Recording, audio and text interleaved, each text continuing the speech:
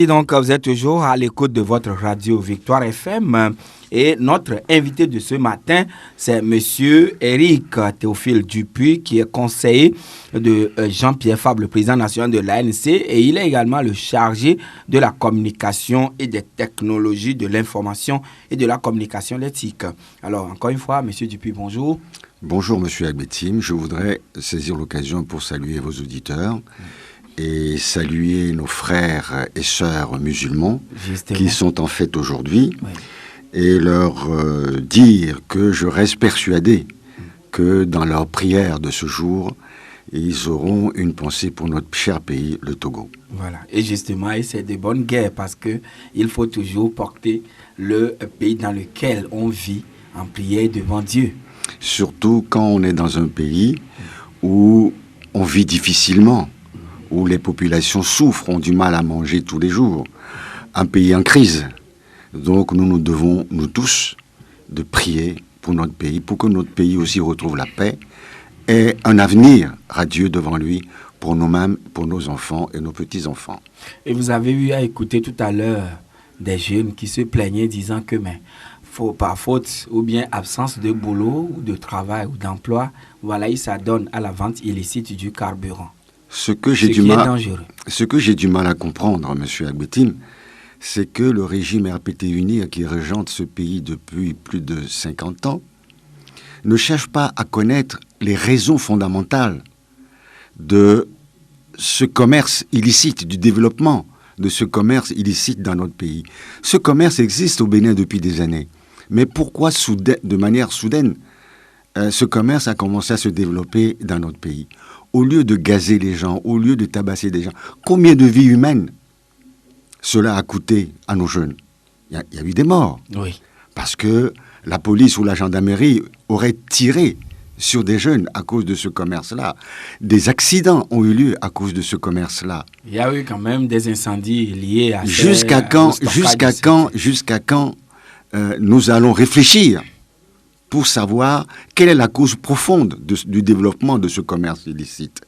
Je pense qu'il est du rôle du gouvernement de réfléchir à cela et de trouver une solution adéquate pour pouvoir arrêter cela. Et d'ailleurs, les jeunes, fort justement, ont donné l'une des raisons, je pense que c'est la raison fondamentale, le chômage dans notre pays. S'il y avait moins de chômage, si les jeunes, à la sortie des écoles, avaient du travail, je pense qu'ils ne s'adonneraient pas à ce travail illicite, qui plus est très dangereux. Oui. Mais est-ce que vous l'avez si bien dit qu'il faudrait que le gouvernement réfléchisse par rapport à cela? Mais est-il seulement du ressort du gouvernement seul? Mais c'est le gouvernement, c'est le gouvernement qui dirige ce pays. Oui. Il s'agit du commerce d'un produit qui est protégé par l'État, le pétrole. Donc c'est de son ressort. C'est au gouvernement de veiller à ce que des entreprises se créent dans ce pays, des entreprises transparentes qui ont pour vocation de créer de la richesse et de créer des emplois. Mais malheureusement, les entreprises qui sont créées dans ce pays sont mises sous l'autorité de certaines personnalités, ce que Fonia Sibé a appelé la minorité qui accapare les richesses de ce pays. Voilà le drame. Et les entreprises, les initiatives privées, les Togolais qui veulent créer des entreprises n'ont pas le financement nécessaire pour le faire.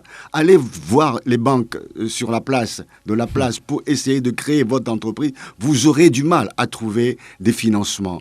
Et quand vous, Togolais, vous avez la possibilité de vouloir développer des affaires dans votre pays, on vous mettra des bâtons dans les roues parce que vous ne donnez pas ce qu'il faut à qui vous devez donner d'abord. C'est ça le problème. Mais nous nous demandons... Le climat d'affaires a été plus ou moins assaini et les longues procédures ont été totalement écourtées. Mais ce n'est pas ça seulement. Ça, vous parlez des formalités. Ouais. Les formalités, oui. Mais le financement de vos activités, si vous n'avez pas... Normalement, dans un pays digne de ce nom, si vous avez une idée, si vous avez un projet, vous avez les banques de la place qui sont à même de vous accompagner. C'est le rôle premier des banques, de vous accompagner financièrement pour que vous développiez votre affaire. Vous n'avez pas besoin d'avoir des millions pour pouvoir créer des entreprises. Moi, je connais des gens qui n'avaient pas un centime, qui n'avaient pas un centime et qui ont créé des affaires qui sont devenues très prospères aujourd'hui. Ouais. Cela n'existe pas dans notre pays. Si vous allez voir une banque demain pour lui demander de vous prêter 10 millions, on va vous demander qu'est-ce que vous nous apportez comme garantie. Oui. Oh. Et puis la banque roule sur l'argent des gens qui sont les épargnants, disons. Monsieur Agbetim, j'ai dirigé une banque pendant près de 40 années. Je sais comment ça fonctionne. Là, nous sommes en France, mais ici, c'est le Togo. Je sais comment. Il suffit que vous ayez un projet viable. Oui. La banque, sur la foi de ce projet viable, peut vous accorder un crédit et vous accompagner pour le développement de votre affaire. C'est comme ça qu'on développe un pays. Parce que c'est le commerce, c'est les affaires, c'est les entreprises qui créent la richesse. Ce sont elles qui créent les emplois, ce n'est pas l'État qui crée les emplois. L'État doit favoriser la création de ces emplois-là pour que les jeunes, au terme des études universitaires ou techniques, ne se retrouvent dans la rue pour vendre du boudet ou alors pour être conducteur de taxi-moto. Mais quand même, le gouvernement aussi fait ses efforts. Aujourd'hui, il y a le FNFI pour aider les femmes, il y a la JCF pour aider les jeunes, la GRICEF pour aider donc les paysans. Monsieur Agbetim, vous avez parlé de FNFI. Je suis désolé. C'est une machine pour financer la campagne et la propagande de M. Fogna-Sibé et du RPT UNIR. Ça n'a rien apporté à ce pays. Et d'ailleurs, ce n'est pas comme ça qu'on résout le problème du chômage. Ce n'est pas en donnant 30 000 francs aux gens qu'on arrive à créer des entreprises. Combien de milliards sont versés dans le financement des FNFI?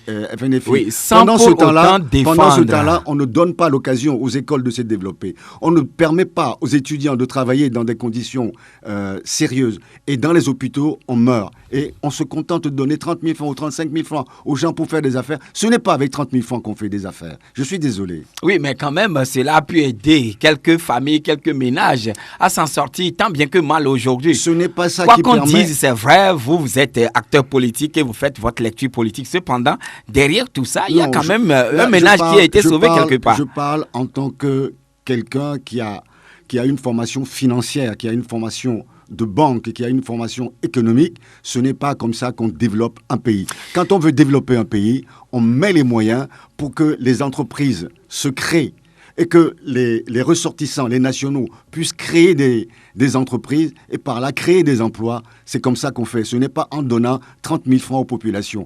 Vous savez, le père de M. Fogna-Sibé... Mais ce ne sont pas 30 000 francs gratuits, hein, c'est remboursable. Et les femmes remboursent. Je ne suis pas contre. Mais je dis, ce n'est pas comme ça qu'on développe un pays. Vous l'avez dit. On a d'autres moyens pour développer un pays. Allons un peu au Gabon avant de revenir au Togo. Monsieur Dupuis, vous suivez de très près ce qui se passe dans ce pays. Est-ce que Jean Ping peut encore accéder au trône dans les conditions actuelles? Je n'aborderai pas le problème de cette manière. Oui. Vous savez, je suis togolais. Bien sûr. Je suis un acteur politique togolais. Ce qui me fait mal dans cette histoire, c'est que la situation gabonaise est identique à la togolaise. Et je dirais que les deux pays sont dans une situation quasi gémellaire. On dirait deux pays jumeaux. Vous savez, pour la petite histoire, le père de M. Ali Bongo, Omar Bongo, serait né en décembre 1935. Niansibé Étienne Eyadéman, le père de Fogna-Sibé, serait né en décembre 1935. Tous les deux ont pris le pouvoir en 1967. L'un a fait 41 ans au pouvoir, l'autre en a fait 38. Tous les deux sont morts à l'étranger. L'un à Barcelone, l'autre dans l'avion l'amenant à Tel Aviv pour se faire soigner. Parce que ces messieurs, pendant tant d'années, n'ont pas eu à cœur de développer leur pays et d'y créer des hôpitaux capables de les soigner. Oui. Ah bon? Oui. Non, mais il y a quand même des pays africains qui ont des hôpitaux bien équipés. Cependant, ils s'en vont en Europe pour se faire soigner. Je dis que et si les Français ou les Européens ne se faisaient pas soigner chez eux, ils iraient se faire soigner où? Allez au Ghana ici, à côté. Ils ont des hôpitaux où les responsables politiques vont se faire soigner. Monsieur Mahama ne va pas en France ou en Angleterre pour se faire soigner. Il se fait soigner dans les hôpitaux ghanéens.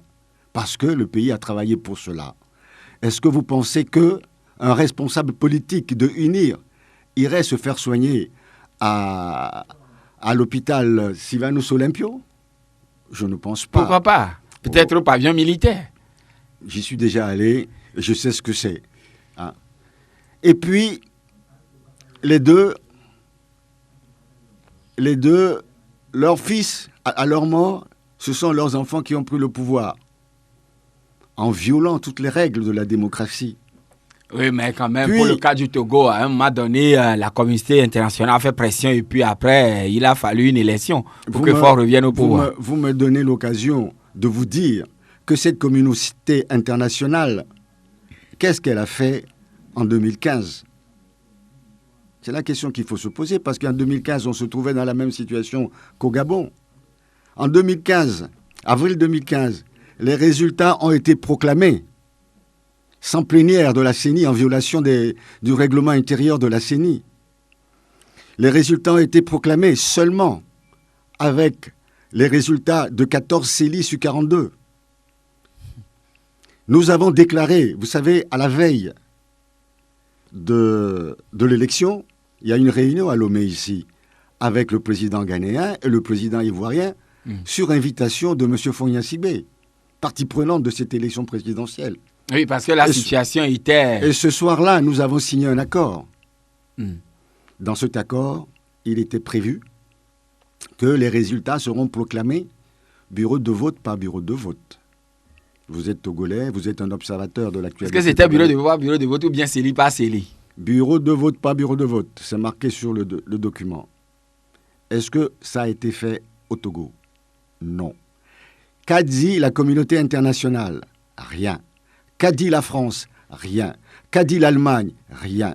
Qu'a dit les États-Unis? Rien. L'Union européenne? Rien. La CEDEAO? Rien. Les deux pays concernés, le Ghana et la Côte d'Ivoire? Rien. L'UOMOA? Rien. L'UEA? Rien. Et je me demande pourquoi aujourd'hui la communauté internationale gesticule.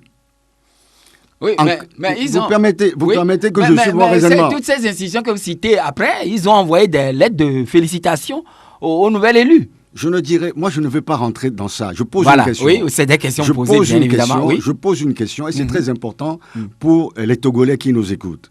C'est très important.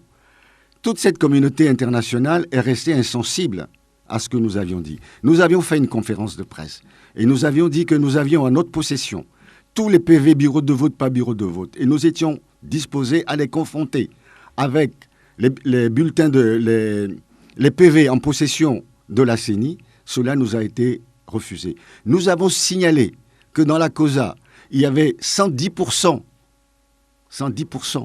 de suffrages exprimés et que dans d'autres régions du Nord, il y a 107% de suffrages exprimés et que dans ces zones, M. Fogna-Sibé, le candidat de UNI, a obtenu plus de 90%. Dans certains bureaux de vote, 100%. Nous avons dénoncé cela. Oui. Attendez, nous avons dénoncé cela. Cela n'a ému personne. Pourtant aujourd'hui, au Gabon, on dit, le Haut-Togoé, le nombre de votants, le suffrage exprimé est à 90% et que les voix obtenues par M. Bongo étaient de 95% et que c'est anormal. Pourquoi ce serait anormal au Gabon et que ce serait normal au Togo? Oui, là, justement, ça m'amène à vous poser la question, puisqu'on s'en souvient bien, à Blogam et au QG, donc de M. Jean-Pierre Fabre, les membres de l'opposition à la CENI avaient proclamé Jean-Pierre Fabre aussi gagnant de cette élection. Voilà. Est-ce que vous ne vous posez pas la question de savoir pourquoi la communauté internationale ne vous avait pas appuyé? Je ne peux pas vous suivre sur ce plan-là. On n'a pas proclamé Jean-Pierre Fabre président de la République.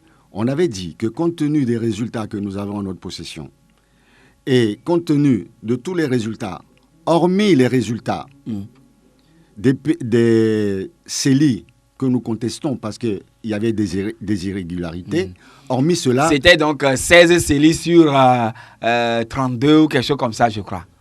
Oui, c'est-à-dire on avait...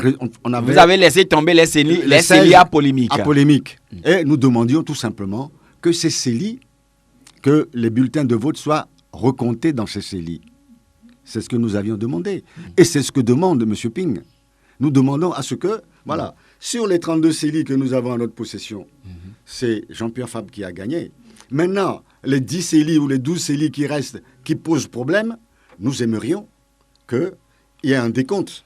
Vous voudriez y voir clair. De manière à ce que tout le monde puisse voir clair. Mais cela nous a été refusé. Et avec le soutien de l'Union européenne, avec le soutien... Mais l'Union européenne, vous savez, pour moi, c'est une particularité. Je ne sais pas si vous vous en êtes aperçu. C'est que l'ancien ambassadeur de l'Union européenne, M. Spirley, était belge. Et vous savez que la Belgique est une monarchie.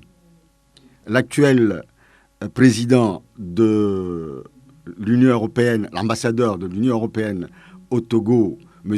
Berlanga Martinez, est un Espagnol. Ouais. Il s'agit d'une monarchie également. Alors, la question que je me pose, c'est à savoir si des sujets de pays monarchiques, parce que ce sont les sujets de rois, comprennent vraiment la nécessité pour un peuple comme un peuple togolais, la nécessité pour le peuple togolais de vouloir une alternance politique. Parce que chez eux, il n'y en a pas. Il n'y a pas d'alternance. Les rois, ils sont là. Mais quand même, la démocratie marche bien chez eux, bien qu'ils soient dans un régime monarchique. Il s'agit de régime parlementaire. On n'a pas besoin d'alternance politique chez eux. Oui. C'est au niveau parlementaire que cela se passe. Et j'ai l'impression qu'il y a une mauvaise compréhension de la situation mais est-ce que vous vous posez la question, est-ce que vous vous posez la question vous-même de savoir pourquoi ces mêmes diplomates, ou disons ces mêmes institutions, soutiennent Jean Ping et ils n'avaient pas soutenu M. Jean-Pierre Fabre? La solution, d'après moi, est simple. C'est tout simplement parce que le Togo n'a pas de pétrole et nous ne représentons pas une importance aux yeux de cette communauté internationale.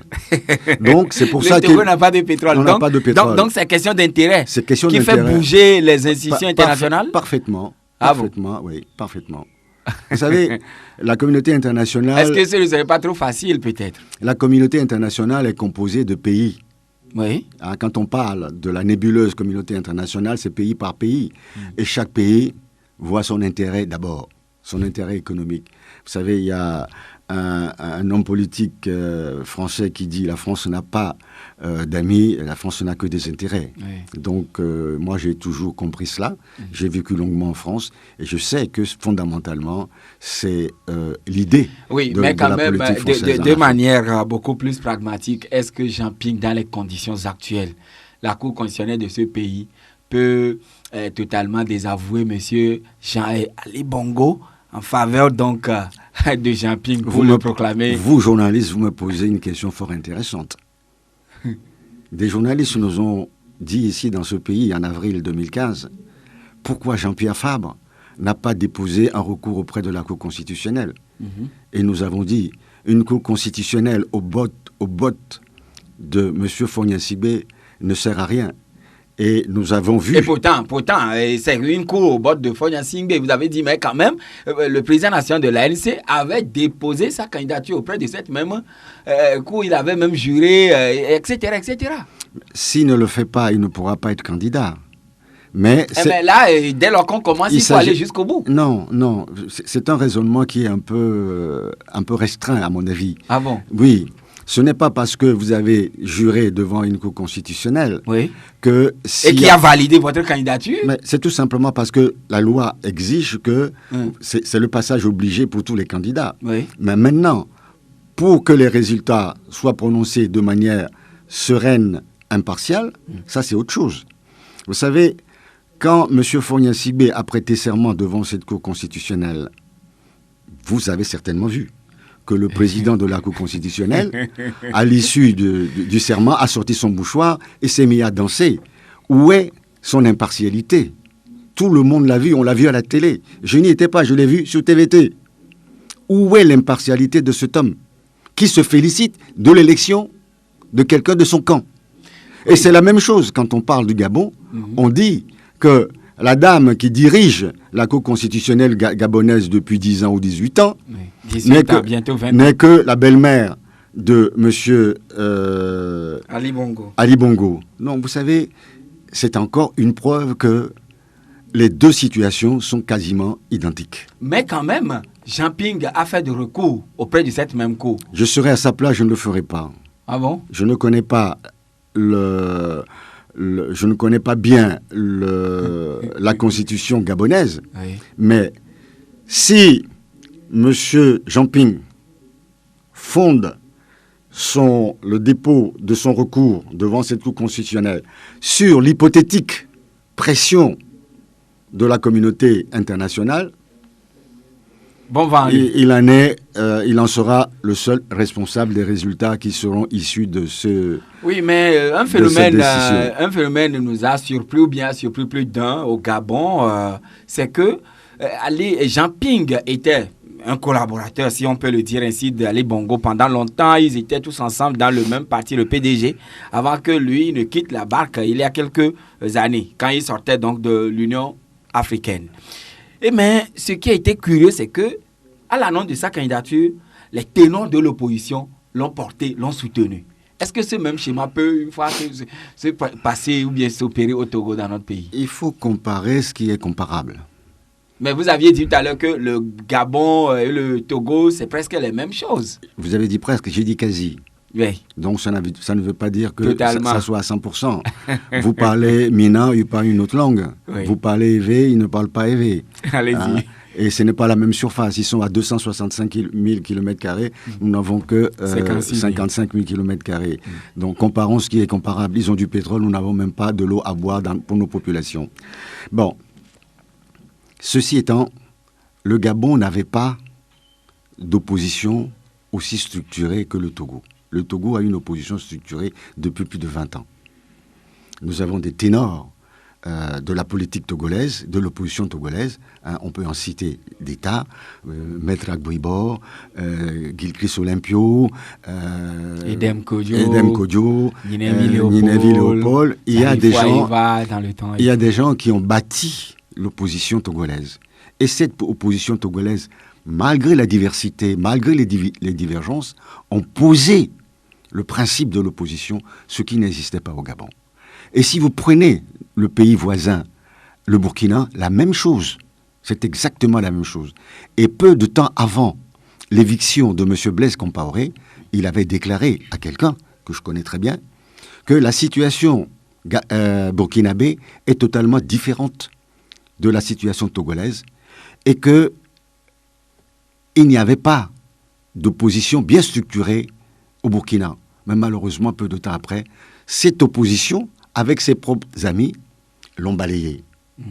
Avec des gens qui ont quitté son bord. Voilà. Donc ce n'est pas du tout la même chose. Dans un pays où les structures de l'opposition ne sont pas bien fermes, ne sont pas bien assises, depuis des années comme au Togo, c'est possible. Mais dans un pays où il y a une culture de l'opposition, il y a un travail énorme de l'opposition depuis des années, malgré les différences, malgré les échecs, malgré les problèmes que l'opposition rencontre, la culture de l'opposition existe bel et bien dans notre pays. Donc, ça ne peut pas prendre. C'est réalisé au Togo. Je dis ça ne peut pas prendre. Mais nous sommes en politique. L'opposition, telle qu'elle est aujourd'hui diverse, peut être amenée, pour la conquête du pouvoir, à travailler avec des gens issus du régime RPT-UNIR. Nous l'avons essayé à notre dépens. Nous avons essayé avec Maurice Daokou-Péré, rappelez-vous, au sein du FRAC. Nous l'avons essayé avec M. Agbeyome Kodjo, ancien Premier ministre de RPT. Ce n'était pas des gens que vous avez portés pour être le candidat de l'opposition, comme ce fut le cas pour cette élection présidentielle. Mais on les a portés, on a fait des tournées avec eux, on les a mis en avant. Ils se sont exprimés lors de nos meetings. Ils ont été portés par nos populations. On a positionné certains même dans leur fief comme candidats. Mais malheureusement, ils sont revenus avec 0%. Ce n'est pas de notre fait. Mais vous avez dit tout à l'heure que c'est possible, on est sur un terrain politique, il peut advenir que demain.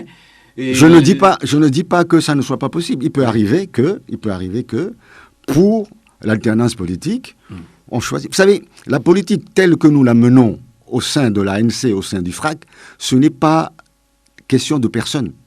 C'est une question de principe. Parce que moi, je me bats pour que demain, votre fils par exemple, ou vous-même, puissiez avoir de l'ambition pour votre pays, que vous puissiez devenir député, que vous puissiez devenir président de la République, ou que votre fils puisse devenir président de la République, et que vous ne soyez pas obligé d'être de Pia, ou de vous appeler Gnassingbé pour pouvoir l'être. Voilà la raison pour laquelle je me bats. Moi, je serais à la place de Faure Gnassingbé. Je serais gêné. Vous savez, votre père a dirigé ce pays pendant 38 ans. Vous avez fait 10 ans. Et on sait dans quelles conditions vous avez pris le pouvoir en 2005. Et vous accrochez au pouvoir. Mais les autres compatriotes... Ce sont ces militants, ou disons les militants de son parti qui le portent. Monsieur... Oui. Lui-même, est-ce qu'il peut se désigner? Monsieur Jean-Pierre Fabre ne se désigne pas. C'est vous et les militants donc, de l'ANC qui le désignez. C'est nous qui lui avons donné les 60% de suffrages exprimés par fraude, qu'on n'a même pas pu décompter, parce qu'on n'a décompté que 14, les résultats de 14 CELI sur 42. Et parce qu'il a gagné, parce que dans son pays, dans son fief, comme on dit, il a obtenu 90% du suffrage exprimé avec un taux de participation égal à 110%. Dans quel pays on a déjà vu cela? Au Togo, oui, cela se comprend. Oui, et M. Faure Gnassingbé ne doit pas être fier de ses résultats. Je suis désolé, mais il ne peut pas être fier de ses résultats. Oui, Monsieur Éric Dupuy, ce qu'on constate ces derniers temps, vous ne parlez plus des élections locales, mais c'est plutôt les réformes. Pourquoi? Mais nous en parlons, je suis désolé. Dans nos réunions, dans le travail que nous faisons, la dernière fois lors du meeting que nous avons organisé au stade Oscar Anthony, nous en avons parlé. Ça fait partie toujours de notre leitmotiv. Mais comment voulez-vous organiser une élection dans ce pays s'il n'y a pas les réformes? Le vrai problème qui se pose dans notre pays, c'est la non-transparence des consultations électorales. Nous l'avons toujours dit. Il faut que les réformes se fassent. Parce que quand on parle de réformes... Pourquoi les réformes ne sont pas faites? Quand on parle des réformes, on parle des réformes constitutionnelles, institutionnelles et électorales. On parle du fichier électoral également. Donc, à partir du moment où tous ces problèmes ne sont pas résolus, je vois mal comment on peut aller à une consultation électorale. J'entends dire, on va organiser un référendum. Mais les consultations référendaires, c'est quoi? C'est une élection. Ouais. C'est-à-dire que c'est la même CELI qui va donner qui va organiser et donner les résultats. C'est la même Cour constitutionnelle qui va proclamer les résultats. Donc, si les résultats de la consultation référendaire sont biaisés au même titre que la présidentielle de 2015, ça ne servirait strictement à rien. Oui, mais entre-temps, est-ce que à l'ANC ou disons au CAP 2015, vous êtes d'accord d'aller à une nouvelle constitution, 5e République, qui passe par le référendum? Mais d'abord, je dis, quel référendum? Qui est-ce qui va organiser le référendum? Ça, c'est la première question qu'il faut se poser. Et pourquoi les réformes piétinent ou traînent? Mais c'est tout simplement parce que M. Faure Gnassingbé ne veut pas faire les réformes. Oui, alors là, nous écoutons M. Foli Bazi Katari. Il est le 2e vice-président de UNI. Il se prononce par rapport à cet aspect. Aujourd'hui, on peut dire que quand vous feuilletez un peu l'accord politique global, beaucoup de choses ont été faites. Sauf la partie que tout le monde évoque partout, les réformes, mais les réformes, c'est un truc global. Tout ce qui avait été fait même faisait pas des réformes, parce que quand on essaye de changer une règle de jeu, on est en train de réformer quelque chose. Il ne faut pas limiter seulement les réformes au mandat, les réformes au mode de scrutin, les réformes juste pour qu'on dise que les réformes ont été faites. Depuis toujours, je peux dire que nous sommes carrément dans une ère de réforme. Oui, et il s'est également prononcé par rapport à la position des différentes formations politiques.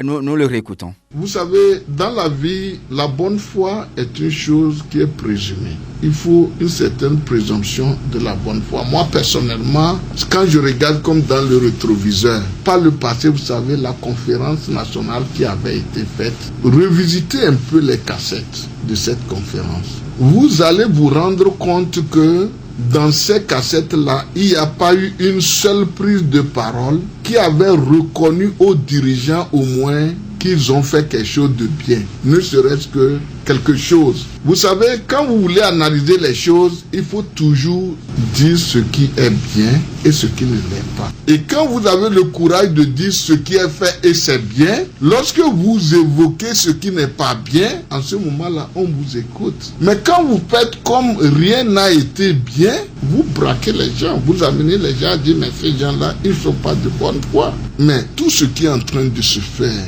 depuis cet accord avec deux grands partis, notamment le RPT et l'UFC à l'époque, c'est historique.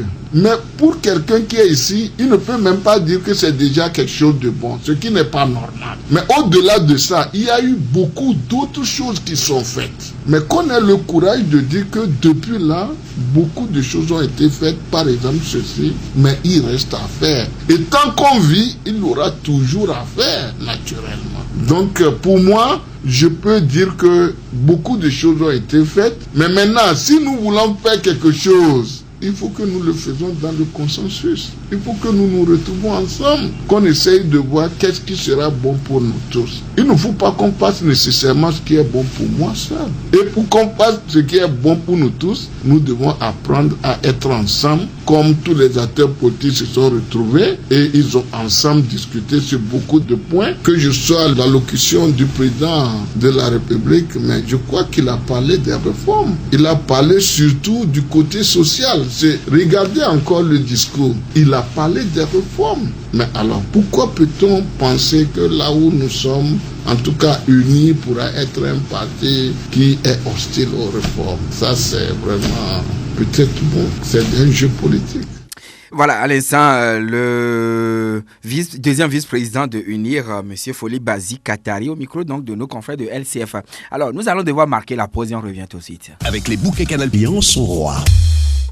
Voilà, toujours à l'écoute de votre radio Victoire FM, à 96.3, également le www.radiovictoire.fm. Et notre invité de ce matin, c'est le conseiller de M. Jean-Pierre Fabre. Il s'agit de M. Éric Dupuis, également chargé de la communication et d'éthique à l'ANC, et également chargé de communication de CAP 2015. Alors, M. Dupuis, vous avez écouté tout à l'heure le ministre Foli Bazi Katari qui s'est prononcé, du moins, tout porte à croire que vous n'arrivez pas à avoir le courage de reconnaître les efforts que consent le gouvernement, mais automatiquement vous vous attaquez aux points qui sont les mauvais.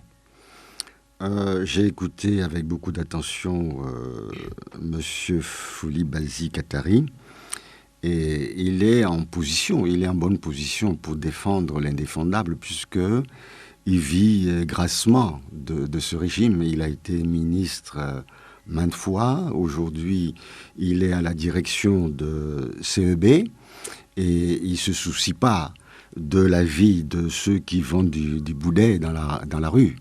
Et ça malheureusement... Attendez. Si vous me permettez, je termine ce que je suis en train de dire. Il y a d'autres compétences au Togo, peut-être même supérieures à celles-là. Hein? Bon. Maintenant, je pense que quand on fait de la politique, on se doit de dire la vérité au peuple togolais. La politique politicienne ou la langue de bois n'est pas de mise quand on veut être responsable. Je voudrais seulement, pour exemple, donner lecture de l'article point 3 du dialogue intertogolais, accord politique global, qui dit 3.2. Les parties prenantes au dialogue national engagent le gouvernement à étudier les propositions de révision constitutionnelle, notamment 2 points. Le régime politique. Est-ce que cela a été fait? La nomination et les prérogatives du Premier ministre. Est-ce que cela a été fait? Les conditions d'éligibilité du président de la République. Est-ce que cela a été fait? La durée et la limitation du mandat présidentiel. L'institution d'un Sénat, la réforme de la Cour constitutionnelle. Rien de tout cela n'a été fait. C'est le point essentiel de l'accord politique global. Je voudrais inviter M. Foli Bazi Katari à reprendre ce document, à le lire à tête reposée pour ne pas chercher à fourvoyer le peuple togolais. Je vous remercie. 22 21 80 99 92 02 80 63. Avez-vous une question à notre invité? Vous êtes le bienvenu. Mais quand même, il a dit que les réformes, ce n'est pas forcément réformes politiques institutionnelles telles que vous les avez lues, mais c'est un ensemble, c'est un tout. Et il y a des choses qui se font dans le pays. Du moins, vous n'allez pas les reconnaître. Il a dit quelque chose de plus grave. Il a dit le consensus. Or, ce document a été fait et signé par consensus, c'est-à-dire que chaque parti a concédé à l'autre des avantages ou des intérêts pour pouvoir aboutir à un accord. Aujourd'hui, M. Faure Gnassingbé, qui a signé ce document au nom du peuple togolais, se refuse de le mettre en application. Est-ce que l'on a besoin de 11 ans pour respecter les engagements que l'on prend au nom du peuple togolais? Donc, rien du tout n'a été fait par rapport à cet accord? Strictement rien du tout. Si vous voulez, on n'a pas le temps. On peut passer article par article ce document et je serais curieux de savoir ce qui a été fait dans cet accord. Monsieur Manglo, vous êtes en ligne, bonjour. Bonjour. Monsieur Dupuis, bonjour. Bonjour, Monsieur Maglo. Et tout à l'heure, vous avez dit une chose, j'ai souri. Parlant de la situation au Gabon, vous avez comparé le Togo à pratiquement ce qui se passe au Gabon. Ça m'a fait sourire parce que ce qui se passe au Gabon aussi, ce n'est pas enviable. Et il est vrai qu'à Côte d'Ivoire, la communauté internationale a fait autre chose. De même qu'au Togo. Et contrairement à ces deux pays, au Gabon, on a l'impression que ça va changer. Mais moi, je dis non, ce sort n'est pas enviable. C'est la communauté internationale qui est en train de nous prendre en otage. Vous savez, les deux personnages là, Jean-Ping et Gbagbo, et l'autre là, Bongo, sont tous de France-Afrique. Ils sont en train de négocier encore. Est-ce que vous ne craignez pas qu'on puisse nous imposer ça aussi le jour où ils vont trouver quelqu'un pour négocier et trader nos biens? Est-ce que vous ne craignez pas ça dans l'opposition? D'accord. Oui. Merci, M. Manglo, pour la question. On prend Aïvi. Bonjour. Monsieur Aïvi, vous êtes en ligne sur Victoire FM. Il est reparti. 22 21 80 99 92 02 80 63. Allô? Allô? Oui, bonjour. Bonjour, monsieur. Je m'appelle Simon, c'est Radio Victoire. Oui, bien sûr. Alors, Simon, votre question à notre invité, monsieur Dupuis, qui vous écoute. Oui, je salue l'invité. Bonjour, monsieur Simon. Oui, ce qui, moi, me fait mal, je me demande si monsieur Foli Bazi, lui-même, il a parlé de tout le monde dit, dans tout de son intervention, il dit tout le monde dit. Mais si tout le monde dit, pourquoi ne pas faire ce que tout le monde dit? C'est ça, moi, qui m'étonne. Alors, il ne faut pas tourner tout autour du pot. S'ils ont fait beaucoup de choses, mais que tout le monde dit, ce que tout le monde dit là, ça veut dire que c'est ça qui est important. Oui, mais malheureusement, monsieur Foli Bazi n'est pas notre invité ce matin. Je suis désolé. Oui, je voudrais voir, est-ce que lui, votre invité, est-ce que lui comprend ça? Qu'est-ce qu'il a dit à propos de ce qu'il a entendu de Foli Bazi? Merci. Nous allons prendre Jacques. Bonjour. Bonjour, Joachim. Oui. Je salue l'invité. Bonjour, monsieur Jacques. Bon, si je viens d'écouter l'interview de tout à l'heure, si le RPT a fait beaucoup de bien aux Togolais, mais pourquoi ils ont changé une constitution qui a été votée à plus de 95% des Togolais? Ils l'ont changé en une seule journée. Et maintenant, on dit de faire, Afrobaromètre a fait son truc et ils ont dit qu'au moins 85% des Togolais veulent un changement. Pourquoi ils ne veulent pas changer? Est-ce que ça, c'est pas du bien pour les Togolais? Quel bien ils ont fait pour les Togolais? Quels sont les salaires des Togolais? Quand vous comparez le Togo avec le Gabon qui est un petit pays, ils ne sont pas nombreux, mais les fonctionnaires gabonais dépassent plus de 3 fois ceux des Togolais. Merci. Voilà, merci beaucoup. Je dois recadrer les uns les autres. Vous avez des questions posées à M. Éric Dupuis, ce sera le bienvenu. Sinon, c'était par rapport à un certain nombre de développements de M. Dupuis, notre invité en studio, que nous avons pu lui faire écouter l'intervention ou bien l'interview que le ministre Foli Bazi a accordé à nos confrères de LCF. Donc, il n'est pas notre invité pour répondre à vos préoccupations, s'il vous plaît. Monsieur Combaté, bonjour. Bonjour, Joachim. Oui. Bonjour, l'invité. Bonjour, monsieur Combaté. Ma question préoccupe ce qui se passe au Gabon actuellement. j'ai entendu sur les chaînes internationales que Ali Bongo a installé 76 centres de compilation chez lui et 9 dans les provinces, qui a été décrié par la communauté internationale. Bon, maintenant, au sortir des résultats à la Sénat, qui n'a pas du tout plaire à l'opposition gabonaise. Aujourd'hui, maintenant, cette même communauté internationale qui a poussé Jean-Ping à accepter d'aller déposer les recours à la Cour constitutionnelle. Est-ce qu'ils pourront l'aider à aller jusqu'au bout? Parce que j'ai l'impression que déjà, il y a les anciens chefs d'État ou les chefs d'État actuels qui soutiennent Ali Bongo. Par exemple, il y a Ali Ivoire, Ali Togo, etc. Est-ce que Jean-Ping pourra s'en sortir face à cela? Merci. Bonne journée. Et la question aura sa réponse dans un court moment. Abalo, bonjour. Bonjour, Joachim. Oui. J'aimerais poser une question à l'invité. Oui, allez-y. Monsieur Dupuy, bonjour. Bonjour, monsieur Abalo. S'il vous plaît, est-ce que vous les opposants togolais, vous pensez à l'avenir de la jeunesse togolaise?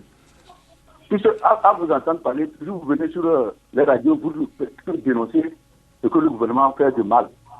Mais vous avez tenté beaucoup d'actions. Vous n'avez pas réussi. Par des marches, des meetings. Mais maintenant, si vous prenez des options qui ne marchent pas, tentez autre chose. Moi, je vous proposerais d'approcher du pouvoir parce qu'ils sont déjà actifs. Aujourd'hui, on a voté 2015. Le pouvoir en a encore pour 4 ans. Donc, au lieu approchez-vous d'eux pour leur faire des propositions, des approches de propositions. Vraiment, la jeunesse togolaise est fatiguée, souffre beaucoup. Hein? On dirait que vous n'êtes pas soucié de la jeunesse togolaise. Merci et bonne journée. Merci, Abalo. Et le dernier intervenant, c'est M. Kolani. Bonjour. C'est M. Komlanvi. M. Komlanvi. Oui. D'accord, nous vous écoutons. Salut l'invité. Bonjour, M. Komlanvi. Pardon, j'aimerais savoir vraiment, lorsque vous dénoncez toujours le pouvoir en place, maintenant, qu'est-ce que l'opposition fait dans l'unité pour venir à bout de tout ce que vous demandez ou bien d'obtenir les réformes? Lorsqu'on propose les dialogues comme celle de Ashkroun, vous refusez. Maintenant, est-ce qu'avec le radicalisme dont vous faites preuve actuellement, vous êtes sûr de pouvoir arracher ou bien avoir le changement de foyer pour le peuple togolais en restant à l'écart, loin, dans des discussions ou bien dans des injures? Pardon. D'accord, merci comme l'envie et très bonne journée. Alors, monsieur Dupuy, vous avez écouté le dernier intervenant. Qu'est-ce que vous faites dans l'union, au niveau de l'opposition, pour que les changements ou le changement auquel vous aspirez puisse être une réalité dans notre pays? Il a tout dit, vous l'avez écouté. Je crois que monsieur Komlanvi ne comprend pas bien le rôle d'un parti politique. Vous savez, quand on a en face de soi un régime totalitaire comme celui du Togo, ce n'est pas un parti politique ou l'ensemble des partis politiques qui sont à même de résoudre ce problème. Il faut une conscientisation des populations et dans le monde entier, c'est le peuple souverain qui apporte son soutien aux partis politiques pour que cela change. Et on a tenté beaucoup de choses. On a fait beaucoup de choses. Il n'y a qu'au Togo où on ne se pose pas la question de savoir, mais le régime en place, qu'est-ce qu'il fait? Moi, j'ai entendu à maintes reprises dire « Ah, l'opposition n'a pas de stratégie. Ah, l'opposition ne fait pas ceci, ne fait pas cela. » Mais la question qu'on doit se poser aussi, et ces gens-là ne se la posent pas, est-ce que la stratégie de Fogna Sibé est la bonne? Celle d'enrichir seulement une minorité qui accapare les richesses de notre pays, est-ce que c'est ça qui est la bonne? Est-ce que c'est lui qui les enrichit? Est-ce que lui l'a dénoncé? Allez-y, oui, mais quand même. Je réponds aux questions. Oui, bien évidemment, oui.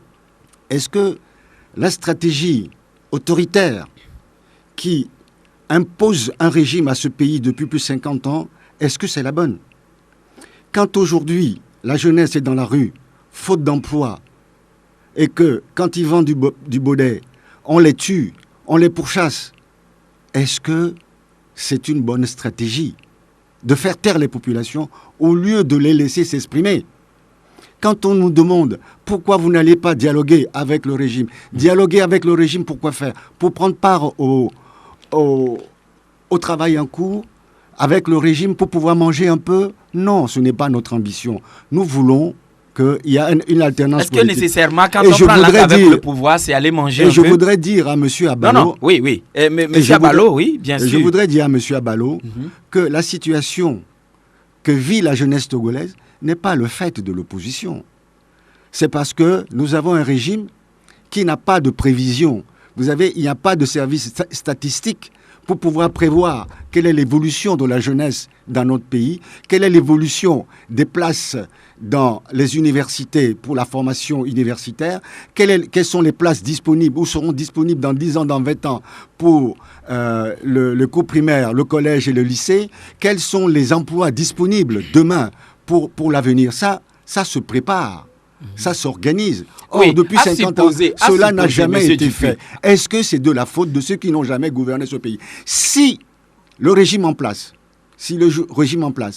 veut accepter une alternance politique, il verra très facilement et très rapidement que d'autres personnes ont deux idées, d'autres personnes ont la capacité de gouverner ce pays et mieux gouverner ce pays. C'est ce que je voudrais dire à M. Abalo. Est-ce à dire, M. Dupuy, vous êtes en train de rassurer les Togolais que si le pouvoir change de maître demain et que ce soit l'ANC ou M. Jean-Pierre Fabre qui est au pouvoir, les choses vont changer d'un jour à l'autre? C'est pour cela que je me bats. Est-ce que les choses vont changer? La jeunesse va se retrouver d'un jour à l'autre? Bien sûr, c'est notre objectif. Si vous avez lu le projet de société de Jean-Pierre Fabre de 2015, c'est bien écrit dedans. Il y a tout un projet qui est organisé.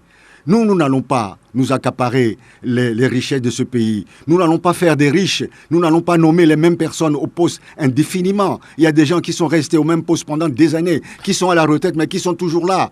Allons au port, vous allez voir, c'est le même directeur du port depuis des années qui est aujourd'hui à la retraite, mais qui, en plus de ça, cumule d'autres responsabilités à la tête de plusieurs sociétés, y compris à la tête de la mairie de Lomé. Il n'y a pas d'autres compétences au Togo que celle-là? C'est ça qu'on veut nous dire? Oui, mais est-ce que j'avais posé la question, mais vous répondiez approcher le pouvoir. Peut-être le régime est en train de l'oublier ou de ne pas s'en rendre compte. Approcher le régime et lui faire part de ses préoccupations, est-ce à dire que vous irez manger un peu? Monsieur Jean-Pierre Fabre, chef de file de l'opposition, a rencontré le chef de l'État pour lui demander de faire les réformes et de demander à ce que la loi soit respectée, la Constitution soit respectée. Monsieur Fogna Sigbe n'a trouvé que, comme seule réponse, que de lui dire « vous exigez des choses, mais vous n'en avez pas les moyens.